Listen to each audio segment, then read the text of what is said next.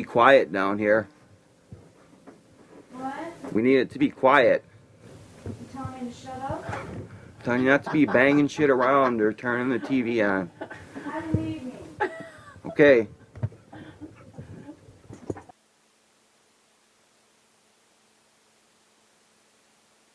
I started drawing as soon as I could hold a pencil, or crayons more accurately. Really didn't care for the illustrations that were in my coloring book, so I would do my own on the backs of the pages, and it just kind of carried on from there. I just never stopped. It's like I never go anywhere without bringing a notebook and a sketchbook, because I'm sitting on airplanes or in cars or something. I'm trying to work out a scene or a pose or something, or writing out some dialogue scenarios. But I probably have like 100 of these sketchbooks that are just full of things from 15 years worth of stuff. I'm not like a typical comic book artist where it's like somebody hands me a script and then I translate that onto images on the paper. It's like pretty much everything I've done has been, I've been the writer and the creator of it, and it has to have some kind of personal attachment for me to be involved in it, because it takes so much out of me to do this. It's like every single line on that paper comes from me, and every single line on there is there for a purpose. None of it's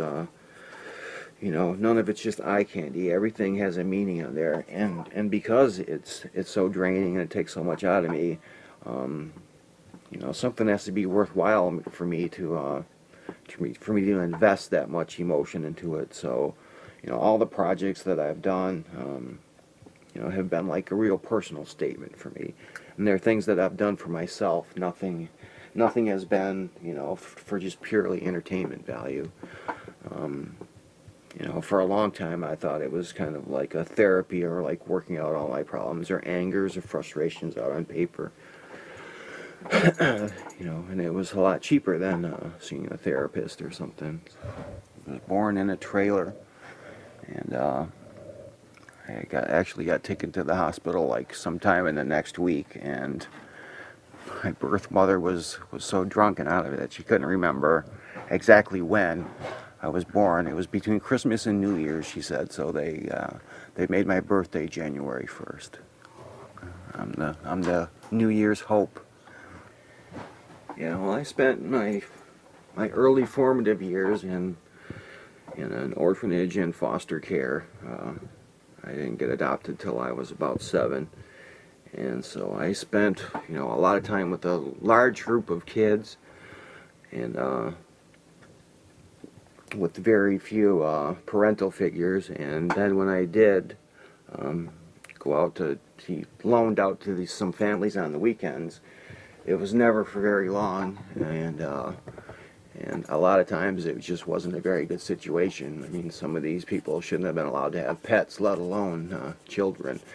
And I think there was a lot of monetary incentive for these people to do that type of thing, where they would get $100 to take a kid for the weekend. So when I was younger, I found it was best to just be quiet. Don't draw attention to yourself. Just kind of go over into the corner and entertain yourself for a while, and try not to bring anything bad down on yourself. And in fact, I'm sure some of these families that I went with thought I was retarded or something, because I never said a word, and I didn't interact with anybody. I just kind of stayed to myself. So as a result of that, I didn't have very good communication skills as I grew up, and as a result of that, I learned to express myself on paper, and which has worked to my benefit since then. I never had any formal art training at all. Everything was kind of self-taught, and I learned my anatomy not from comic books, which is like a major failing of the artist day. It's like they learn from an exaggerated picture, so they're like doing an exaggeration of an exaggeration, and so it's twice removed from life. And the muscle structure is like completely wrong, and the figures just have no weight, or they're not solid. And so I actually learned to draw from like Michelangelo's statues, just classic sculpture, paintings from that era. I just kind of worked at it and worked at it, and if I had trouble with one area, like hands and feet and faces are typical areas that most people have trouble with. I would just work on those continually until I thought I had them down to where I could put it in any position, and it would work, and it would look lifelike, and I could make it do what I needed it to do to tell a story. Believe it or not, I got like a failing grade in art class. I had one of those foolish instructors who, not sound arrogant or anything, but I was like so far ahead of everybody else that their typical assignments were just like things that I had done when I was a toddler, and so I just could not bring myself to do that. I was doing these big epic scenarios while everybody else was drawing a cone, and because I refused to kowtow to this instructor and do his basic first grade, three-dimensional stuff, I ended up getting a failing grade, which kept me from placing higher on the graduation list. But that wasn't anything I was concerned with at the time. My adoptive parents were blue-collar, hard-working people from down south. They didn't see art as any type of career. It was just kind of a hobby to waste time with. I think they thought drawing was the equivalent of playing cards. It was just something to do, and I don't know. It kind of reached an apex in my teenage years where I was forbidden to draw in the house because I was wasting so much time, and was told to go out and get a real job, which I subsequently had to do. Washing dishes at a restaurant or working at the nursing home.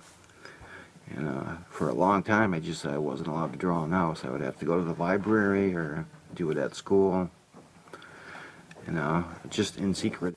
Up until I was like 16, I kind of felt like my life was this endurance test that I had to get through. It was like, well, what more could be thrown at me? I kind of felt like God had his elbow on my neck my whole life.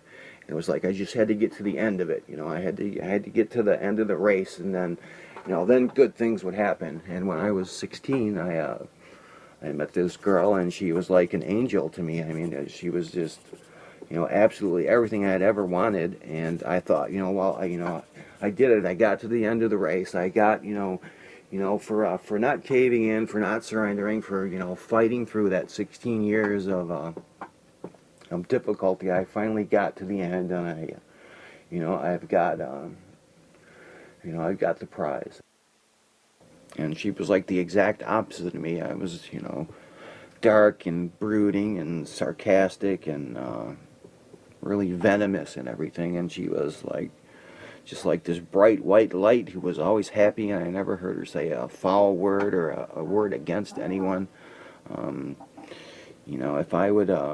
If I would like verbally attack someone, she would point out their good points, and so it was like I don't know, it was like positive and negative. We just kind of fit together perfect, and it was just like a perfect balance. And and everything that I had found, wanting in human nature, she would point out the positive aspects of it. So I don't know, I was really enamored of her, and I just, it was like meeting someone, and I just could not find any fault with her at all, and I don't know, she was just like a shining light in my life. And we were together for like every day for probably 3 years, and we were engaged, and we were supposed to be married after we graduated, and she was killed by a drunk driver, and I was like pretty much just destroyed.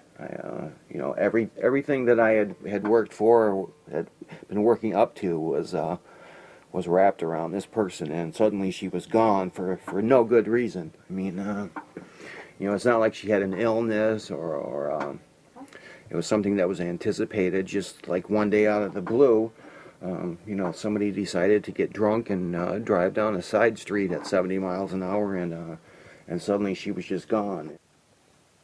I don't know if I actually believed in a God, but if I did, then I really felt betrayed by him. That why make this beautiful, perfect flower and then just trample it afterwards? What was the point in that? What was the meaning of that?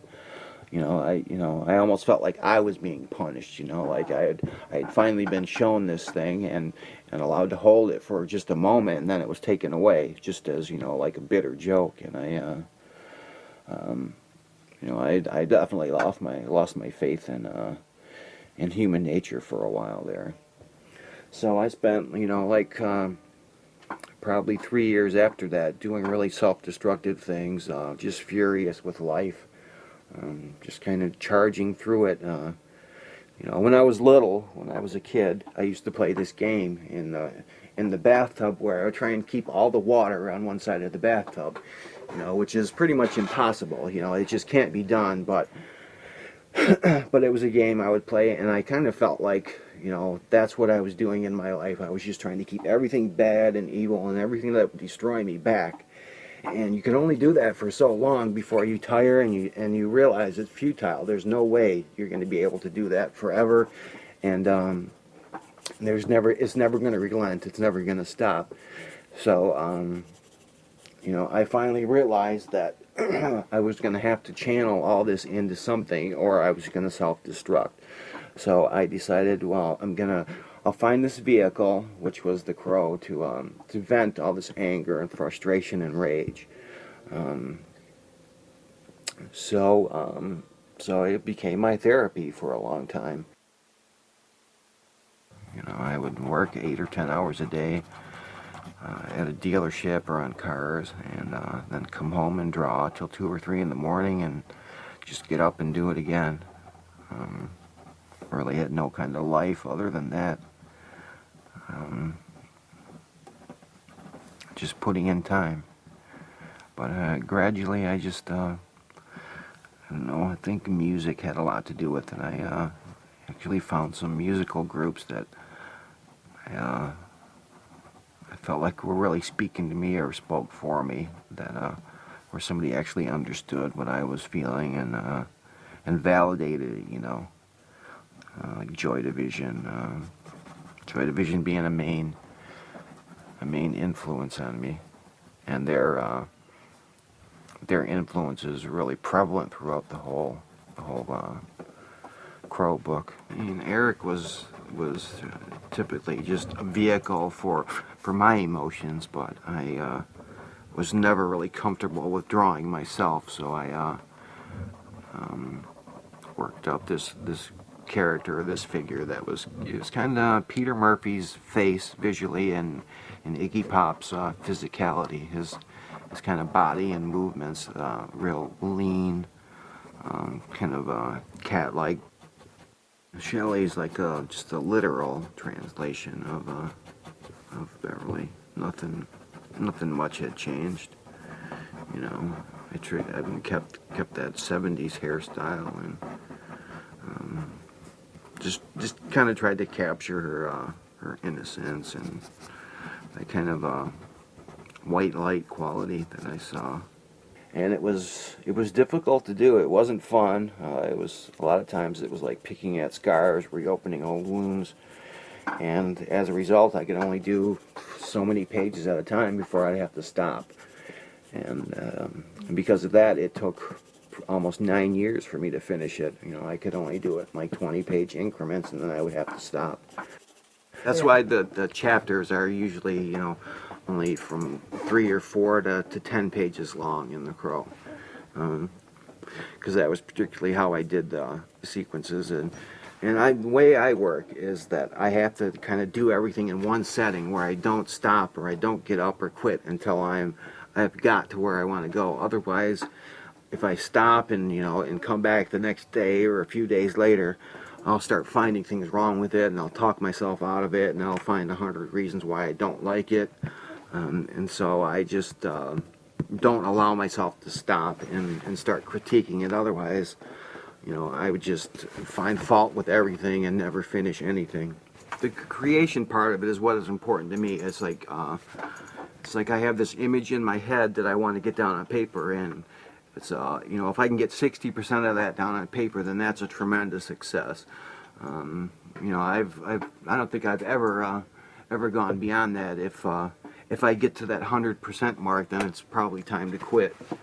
But I was just, you know, for paintings hanging in galleries or hanging over a sofa or something, that was just never important to me. It was never the finished work. It was just, you know, getting what was in my head down on the paper, which was important to me. So I finally finished it, you know, like in the late 80s. I think I did the first page in like 1981. And I didn't finish it till like 1989. And it was basically something that I just did for myself. I had no intentions of publishing it anywhere. I never showed it to anyone. It was just this vehicle for me to, you know, this cathartic type thing that was supposed to be helping me. Virtually everyone in the book is based on a real person. People I worked with or people I knew. Yeah, Fun Boy was kind of a cross between Iggy Pop and Jim Carroll. Jim Carroll being another 70s poet singer that I was influenced by. He was from New York and very much part of that 70s art scene there. But really nice, strong lyrics. In fact, he even had like a semi-hit song here in the U.S. with People Who Died. You know, and all the names were from graffiti I had taken off buildings in Detroit. Just, you know, different street corners that are in the book are actual places. In fact, I didn't make up any place. They're all real places, or were at the time. Places in and around Detroit. A lot of them have been cleaned out or mowed down because of Detroit just had legalized gambling okayed in the last few years, and they really cleaned out a whole section of the ghetto for these big casino buildings. People have this image of Detroit as like a really dangerous, you know, anything could happen type city. It's funny, you know, I go some places and I'm down south and I tell them I'm from Detroit, and people like will literally take a step back, or, you know, they definitely take you a lot more seriously.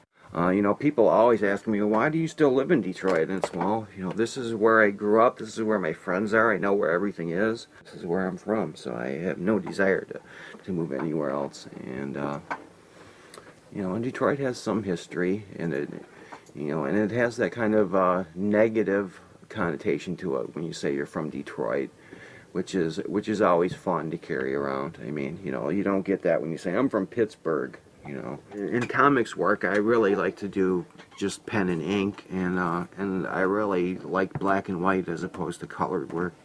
In mine, especially. It's not like I think in black and white, or, you know, I only watch black and white movies or anything like that. I just I think a lot of the power in comics is in the line work and the ink work, and the color just kind of detracts from that. I mean, when I'm doing paintings, that's a whole different technique for me. I mean, you know, oil paintings and watercolors are definitely a whole breed apart from comics. And I tried to do like these dream sequences and the flashbacks all in wash or watercolor to just to give it a softer, dreamy feel. My cheap Kmart watercolors. Since I was poor growing up, I had to use the most inexpensive materials I could find, and since I learned how to make those work for me, I've never really changed. You know, I do on occasion buy, you know, some of the more expensive tube paints where Kmart's can't really match their color intensity, but for the most part, I've learned how to make the cheap stuff work for me, and don't feel any need to change. In fact, I've had the same drawing board since I was 15 years old. As you can tell by looking at it, it's got a nice crust of ink and paint all over it. I actually bought it when I was like 16 from the first jobs I ever had. I was working in a senior citizens old folks home. You know, I never had so many mothers in my whole life. You know, son.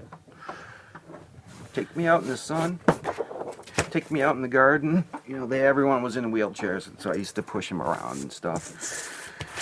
And share cigarettes with them. And I used to share cigarettes with them until one time after I'd been sharing cigarettes with this like 75-year-old man for a week.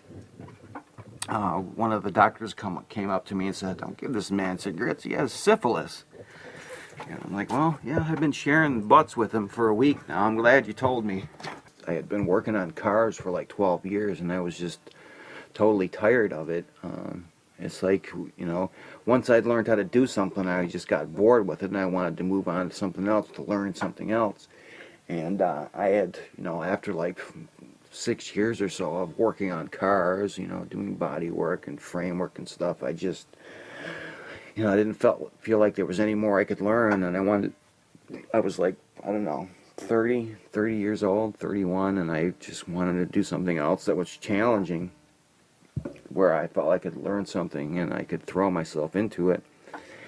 And I don't know, just like on a whim, I tested out for medical school at Wayne State, and I placed really high in it. So I just, on Friday I was banging on a car, and on Monday morning I was sitting in a classroom. And Wayne State is tremendously expensive, so after 2 years I had to go back to work, and so I went back to work at a body shop. You know, my intent being to work for another year or so, and then go back and take some more classes. But in the meantime, the comic book stuff really started to take off for me. I was doing T-shirts for a comic book store to help pay for my books and things. And the owner of the store liked my work, and he actually asked if I had any comic strips at home. And so I don't know, just on a whim, I kind of took that in and showed it to him. And he really liked it, and he asked if he could publish it. And that was kind of how Caliber Comics was born. He owned like 2 or 3 stores in the Detroit area. And there were all these other comic book artists, or would-be comic book artists, living in the area who would come in on Fridays and get the new comics. And he saw all this talent coming into a store that wasn't really doing anything. And so he decided to start a publishing company.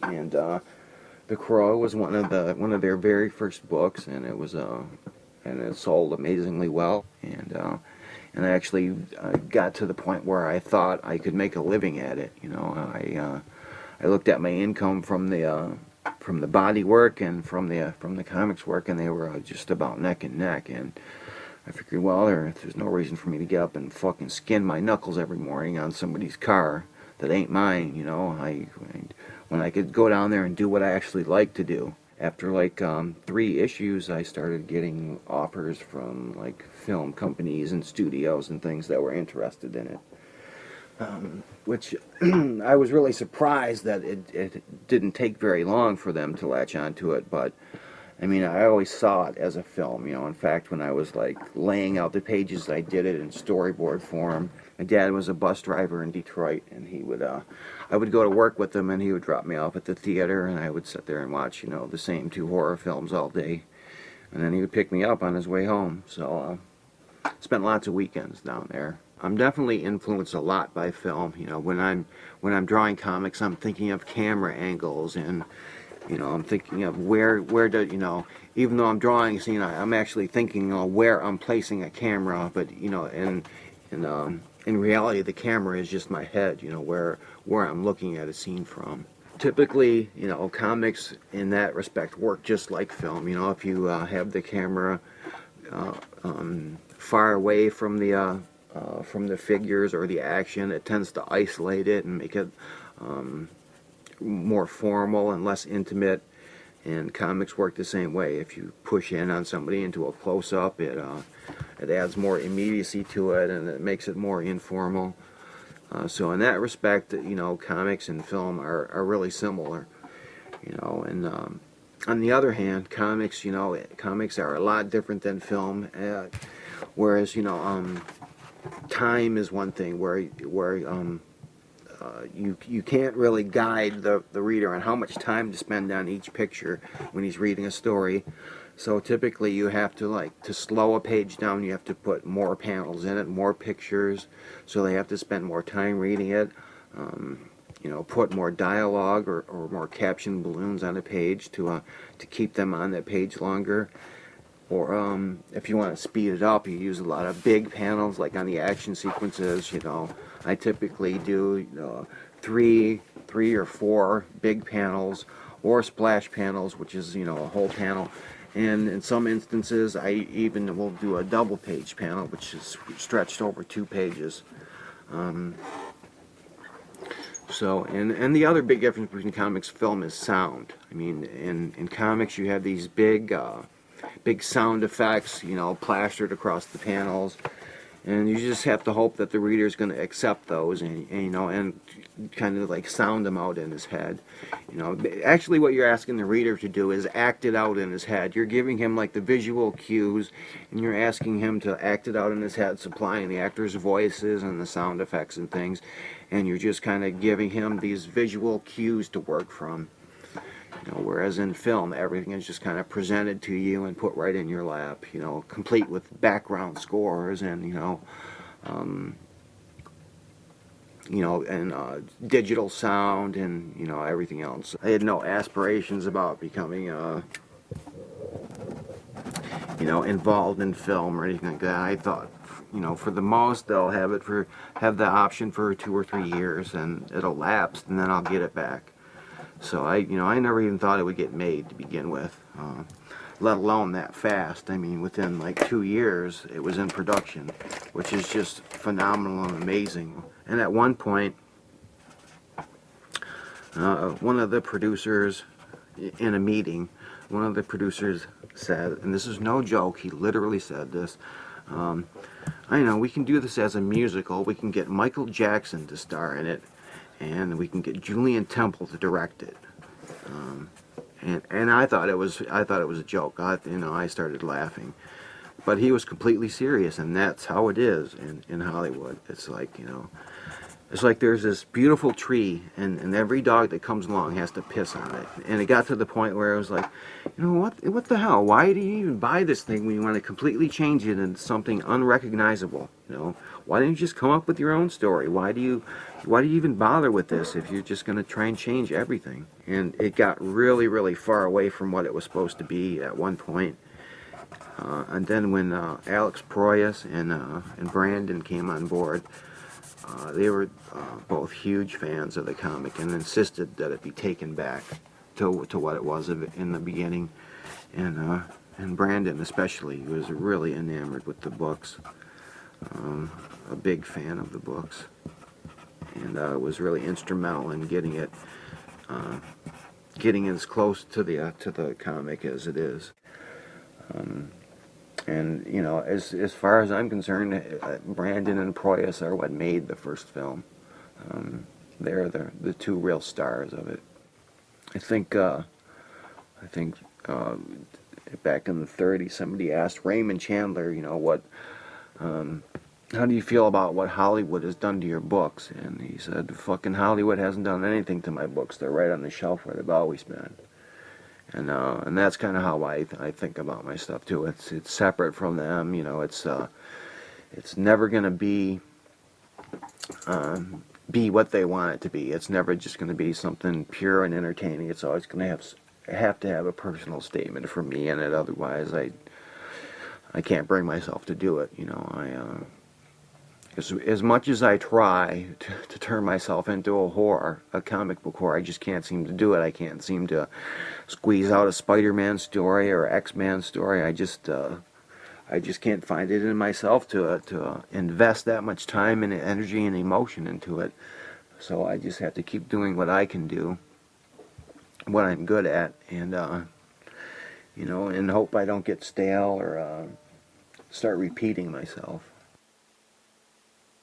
My father, after he died and I was sorting through all his papers and things, I found some of his old check stubs where he had made like, $2.30 an hour for years and years. And I was just amazed that he could support a family on wages like that. And I had a new respect for him after seeing that stuff because, you know, growing up, I knew we didn't have a lot, but I never felt wanting for anything. And now then I understood why he used to work, you know, 80, 90 hours a week. And because of that, you know, I never had a father that I played catch with or went to baseball games with or things like that. He was just some guy that would show up, you know, at dinner time and then go to sleep, and he would be gone before I woke up. So I mean, most of the time I spent with him was when I went with him on his bus routes. So, but he was, you know, he was a good person, and he never complained about anything. And in that respect, I try to be more like him. My wife's having a baby here pretty soon, a girl, and yeah, I'm still, you know, even though I'm 40 years old, I still feel like I'm a teenager. I'm happier now than I have been since I was 18. You know, I'm really glad I didn't decide to just give up and accept things as they were.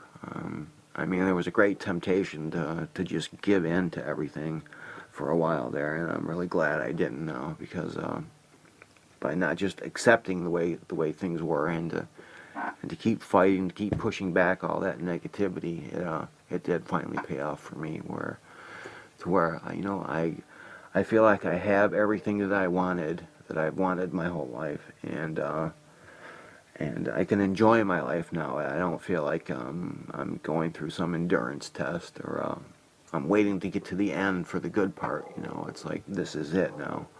Yeah, unfortunately, the world is full of those people that, you know, who are in that same position I was, where they don't feel like they have a whole lot of hope, or that things are never going to change. And I'm glad that they can get out of my work that they're, you know, that there is some light at the end of the tunnel, that there is some hope, and that, you know, this true love thing does actually exist. You know, that it is obtainable. It's not just an ideal. And I really feel sorry for people that have never experienced it, or they just, you know, they don't understand it, or they think that's like some ideal that they're never going to reach, because it is there and it is possible. And, you know, and I actually feel lucky that I've got it again, or approached it again. You know, you know, when I met Karen, you know, I kind of fell in love like I did for that very first time, and it's, you know, I feel really lucky for it. So.